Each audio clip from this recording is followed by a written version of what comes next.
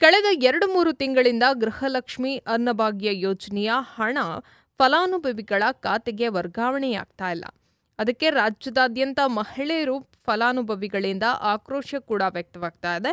ಈ ಮಧ್ಯೆ ಇದೇನು ತಿಂಗಳ ಸಂಬಳ ಅಲ್ವಲ್ಲ ಎಂದು ಸಚಿವ ಕೆಜೆ ಜಾರ್ಜ್ ಉಡಾಫೆ ಉತ್ತರವನ್ನ ನೀಡಿದ್ದಾರೆ. ಏನೋ ಗೃಹಲಕ್ಷ್ಮಿ ಯೋಜನೆಯ ದುಡ್ಡು ಬಂದಿಲ್ಲ ಎಂದು ಮಹಿಳೆಯರು ಸರ್ಕಾರದ ವಿರುದ್ಧ ಆಕ್ರೋಶವನ್ನ ವ್ಯಕ್ತಪಡಿಸ್ತಾ ಇದ್ದಾರೆ. ಆದರೆ ಸಚಿವರು ಮಾತ್ರ ಉಡಾಫೆ ಉತ್ತರವನ್ನ ಕೊಡ್ತಾ ಇದ್ದಾರೆ. ಪ್ರತಿ ತಿಂಗಳು ಮನೆ ಯಜಮಾನಿಯ ಖಾತೆಗೆ 2,000 ರೂಪಾಯಿ ವರ್ಗಾವಣೆ ಮಾಡ್ತೇವೆ ಎಂದು ಚುನಾವಣೆಯ ವೇಳೆ ಮಾತು ಕೊಟ್ಟು ಅಧಿಕಾರಕ್ಕೆ ಏರಿದ್ರು. ಗೃಹಲಕ್ಷ್ಮಿ ಸಂಬಳ ತಿಂಗಳ ಸಂಬಳ ಅಲ್ವಲ್ಲ ಎಂದು ಜಾರ್ಜ್ ಅವರು ಹೇಳ್ತಿರೋದು ವಿವಾದಕ್ಕೆ ಕಾರಣವಾಗಿದೆ. ಇನ್ನು ಗೃಹಲಕ್ಷ್ಮಿ ಹಣ ತಿಂಗಳು ಬರುವ ಸಂಬಳ ಅಲ್ವೇ ಅಲ್ಲ, ಆದರೆ 2-3 ತಿಂಗಳಿಗೊಮ್ಮೆ ನಮಗೆ ಇಷ್ಟ ಬಂದಾಗ ಕೊಡ್ತೇವೆ ಎಂದು ಹೇಳಿದ್ದಾರೆ.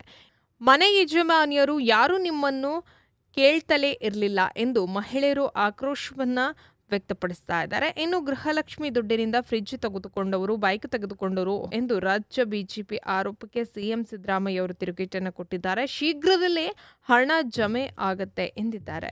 ಸರ್ಕಾರ ಬೆನ್ನು ಕೂಡ ತಟ್ಟಿಕೊಂಡಿತ್ತು.